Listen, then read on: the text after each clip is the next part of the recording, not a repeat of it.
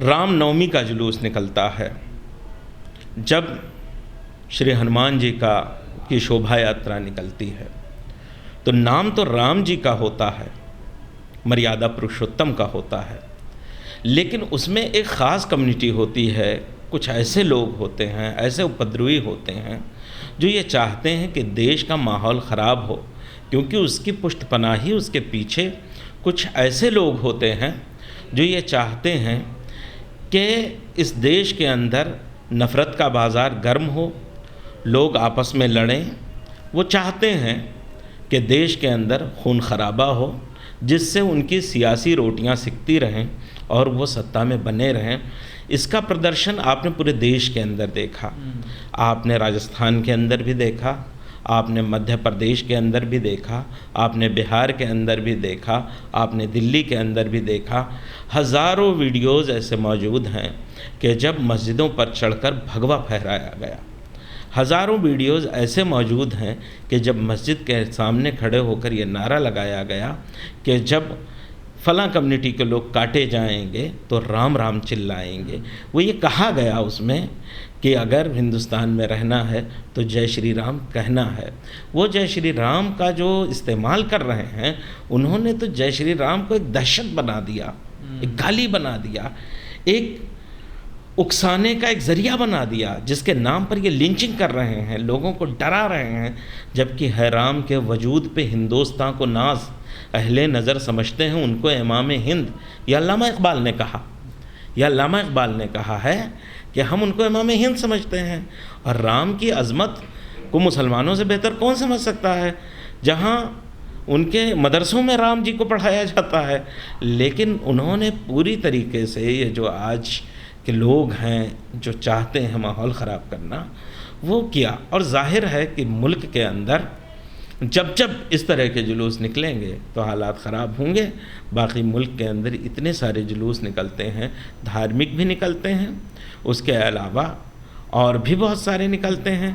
जिस तरह से फैज़ अहमद फैज़ ने कहा था कि बोल के लब आज़ाद हैं तेरे, बोल ज़बां अब तक तेरी है, बोल के सुतवां जिस्म है तेरा, बोल के जाँ अब तक तेरी है, देख के आहन घर की दुकान में तुंद हैं शोले, सुर्ख हैं आहन, खुलने लगे कुफलों के दहाने, फैला हर एक जंजीर का दामन, बोल ये थोड़ा वक्त बहुत है, जिस्मो ज़बां की मौत से पहले, बोल के सच ज़िंदा है अब तक, बोल जो कुछ कहना है कह ले, बोल के लब आज़ाद हैं तेरे। अगर आप नहीं बोले, कुछ ना कहने से भी छिन जाता है एजाज़ सुखन, और चुप रहने से जालिम की मदद होती है। इसलिए आपको बोलना बहुत ज़रूरी है। आप बोलें और ज़रूर बोलें।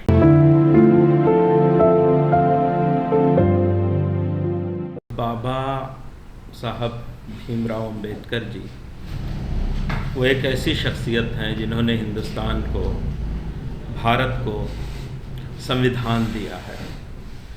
और मैं बहुत ही ज़िम्मेदारी से बात कहना चाहता हूँ कि भारत के संविधान जैसा शायद दुनिया में कहीं भी संविधान हो।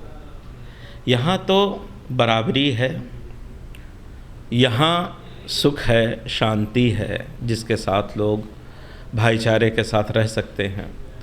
दूसरी तरफ जब बाबा साहब के नाम से कोई जुलूस निकलेगा उनके लिए, तो उसमें तो कोई गुंजाइश ही नहीं है कि कोई उपद्रव हो। आप ऐसे भी वीडियोस देखेंगे सोशल मीडिया पर जिसमें हम भी उन्हें लस्सी पिलाते नज़र आएंगे, उन पर भी फूल की वर्षा करते हुए नज़र आएंगे। लेकिन वो लोग होते हैं जो सामाजिक लोग होते हैं। हमारे इलाके में, हमारे इलाके का जब हिंदू भाई निकलता है तब वो कायदे से निकलता है, आँखों से आँखें मिलाता हुआ निकलता है। वो जानता है कि हमारा फला भाई खड़ा है, वो मुसलमान भाई है, वो सिख भाई है, वो ईसाई भाई है, सब एक दूसरे से मिले हुए हैं। लेकिन वो जब निकलते हैं, जो बगैर परमिशन के जुलूस निकालते हैं, उसमें उपद्रवी होते हैं, बाहर के लोग होते हैं, जो बाकायदा इस प्लानिंग के साथ आते हैं कि हमें कहाँ पत्थर उछालना है, कहाँ हमें गालियाँ बकनी हैं, कहाँ हमें औरतों को गाली देनी है, कहाँ हमें धार्मिक जो अदारे हैं, जो मस्जिदें हैं, उनके ख़िलाफ़ कहाँ एक माहौल खड़ा करना है, वो वहाँ ये करते हैं। तो जाहिर है कि हम पानी भी पिलाते हैं, शरबत भी पिलाते हैं, लस्सी भी पिलाते हैं। हम क्या, पूरा मुसलमान करता है, सिख भाई भी करता है, क्रिश्चियन भाई, वो अपने लोगों के लिए करते हैं। और आप देखिए हिंदुस्तान की रवायत रही है, ये 5-7 सालों में ये जो माहौल ख़राब किया गया है वो है। इससे पहले तो हर जगह बेहतरीन माहौल हुआ करता था। कि अभी जो देश के हालात हैं, रोज़गार पूरी तरीके से ख़त्म हो गया, नौजवान बेरोज़गार हो गया, पेट्रोल डीज़ल ये आप देख रहे हैं, नींबू जैसी चीज़ 250-300 रुपये किलो बिक रही है। अगर लोग इस पर बात करने लगेंगे, इनसे सवाल करने लगेंगे, इनकी जो पॉलिसियाँ हैं, इनकी जो नीतियाँ हैं, उस पर सवाल करने लगेंगे, तो सरकार घिर जाएगी, सरकार गिर जाएगी, आवाम सड़कों पर होगी। ये सीधा सा एक फंडा है कि कभी भी लोग अपने बच्चों की शिक्षा के बारे में ना पूछें, देश के स्वास्थ्य व्यवस्था के बारे में ना पूछें। ये चाहते हैं कि देश के अंदर लोग महंगाई की बात ना करें, नौजवान बेरोज़गारी की बात ना करें। ये चाहते हैं कि लोग हिंदू और मुसलमान में उलझे रहें। वो नौजवान जिनको नौकरियां चाहिए, वो जय श्री राम का उद्घोष करें और उसमें खुश रहें। मतलब गुमराह किया जा रहा है, पूरी तरीके से गुमराह किया जा रहा है, लोग गुमराह हो रहे हैं। देखिए, एक तो बेरोज़गारी इतनी बढ़ा दी गई है कि लोगों के पास रोज़गार नहीं है। और मैं दावे के साथ कह रहा हूँ कि जितनी भी इस तरह की संस्थाएं हैं, वो सारे नाम आपको भी पता हैं। वो संस्थाएं बाकायदा उनको पैसे देती हैं और वो नशे की हालत में होते हैं, बाकायदा उनको नशा कराया जाता है। मतलब बजरंग दल ये हाँ, बिल्कुल पैसे देते हैं उनको। ये नौकरी की बात ना करें, इसलिए वो उनको तैयार करते हैं, उसके लिए उनको ट्रेनिंग देते हैं, उनको नशा खिलाते हैं और उस नशे की हालत में उनको लेकर, और उनके जहनों में, उनके दिमाग में इतना ज़्यादा जहर घोल दिया गया है मुसलमानों के ख़िलाफ़, क्रिश्चियनों के ख़िलाफ़, दलितों के ख़िलाफ़, आदिवासियों के ख़िलाफ़, कि वो किसी भी हद तक गुजरने को तैयार होते हैं। हम स्वागत करते हैं वो अखंड भारत बनाएं। आज उनसे ये भारत नहीं संभल रहा है। तो अगर वो अखंड, हिंसा होगी, दंगे होंगे, ऐसे ही अखंड भारत होगा क्या? देखिए, अब उनकी क्या मानसिकता है वो तो अपनी जगह पे है। हम तो चाह रहे हैं कि पूरी दुनिया को आप भारत बना दो। हम चाहते हैं कि भारत का नक्शा जो है वो ये कहा जाए कि ये जो ग्लोबल का नक्शा है वो भारत का नक्शा है, बना दो। लेकिन जो ये नीतियां हैं, आप तो अभी तक भारत को विश्व गुरु बना रहे थे, आज भारत विकसित देश के भी श्रेणी से बाहर हो गया। आज भारत अपने यहाँ, आज अगर यहाँ बेरोज़गारी और भुखमरी की रिपोर्ट देखें, आपसे बांग्लादेश और नेपाल जैसे देश बेहतर पोजीशन में हैं।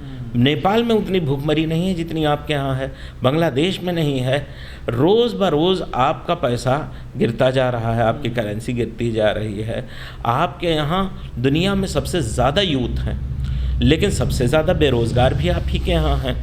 तो जिस तरह से आप विश्वगुरु बना रहे थे भारत को, और भारत को लाकर कंगाल कर दिया आपने, बहुत ज़्यादा वो दिन दूर नहीं है। अगर यही हालात रहे तो हमारा मुकाबला फिर श्रीलंका से होने वाला है। देखिए, जब अपराधी लोग सत्ता में होंगे और ख़ुद वहाँ जाके अपने अपराध के मुकदमे हटवाएंगे वो, तो जाहिर है उनकी मानसिकता भी अपराधी ही होगी। कोर्ट और कानून उनके लिए कोई मायने नहीं रखता है।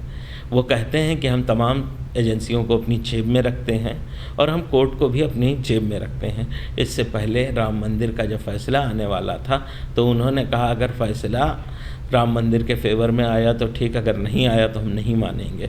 तो उन्होंने तो पहले ही ये सारी चीज़ें बता दी थी कि हम कोर्ट और कानून को नहीं मानते हैं, और जाहिर है वही अपराधी लोग आज अगर हुकूमत में हैं। देखिए, कुछ फैसले योगी जी के ठीक भी हैं। अभी योगी जी का एक फ़ैसला ये जो आया कि कोई भी जुलूस बग़ैर परमिशन के नहीं निकलेगा, और परमिशन भी उन्हीं जुलूसों को दी जाएगी जो पारंपरिक हैं, पहले से निकल रही हैं। तो एक फ़ैसला ये भी अच्छा है, और मैं योगी जी से की सराहना करता हूँ इस फैसले पर। और ये जो कहा गया कि लाउड स्पीकर, ठीक है, अगर एक कानून बनता है और उसमें आप किसी भी पक्षपात के तहत नहीं, बल्कि आप मतलब ठीक ठाक एक फैसला हाँ, तो वो लेते कह रहे हैं। हैं ना मंदिर पे ना मस्जिद पे किसी पे नहीं लगेगा। हाँ, लेकिन ना लगना भी सही नहीं है, लगना चाहिए, क्योंकि प्रार्थना जो होती है वो इलाके के लिए भी होती है। अज़ानें जो होती हैं वो सिर्फ मस्जिद के लिए नहीं होती हैं, बल्कि इलाके में जो लोग रहते हैं उनको भी बताया जाता है कि एक नमाज का समय हो गया है। एक इसी समय का तरीके से प्रतीक होता है। हाँ, इसी अच्छा अज़ान हर समय नहीं दी जा सकती है, समय समय पर दी जा सकती। इसी तरीके से मंदिरों में भी जो एक सिलसिला चल रहा है उनके भजन का, पाठ का, वो भी अगर उस तरह से होता है, लेकिन लाउड स्पीकर्स जो है वो भी सीमित होने चाहिए। मैं इसका भी मतलब सीमित के आप हाँ पक्ष में। हाँ सीमित के पक्ष में ही हूँ मैं भी।